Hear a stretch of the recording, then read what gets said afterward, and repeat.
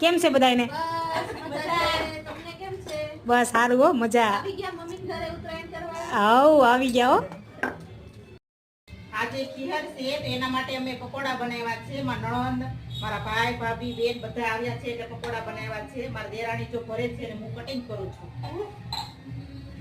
હા, તમને અમારા બ્રેડ ને પકોડા કેવા લાગે છે? સારા લાગ્યા હોય તો કમેન્ટ કરજો અને આવી જાજો પકોડા ખાવા. એ આવો આવો, આવશે પુની? એ આવો આવો, એ આવો. શું બનાવી રહ્યા છો તમે લોકો?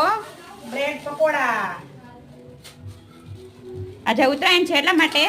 યસ, આજે બધા ઉત્તરાયણ કરવા આવ્યા છે. ભાભીના બેન ને ભાઈના બેન. એવું છે. હા, મને તો ફોનમાં કીધું તો તળી મેં કીધું.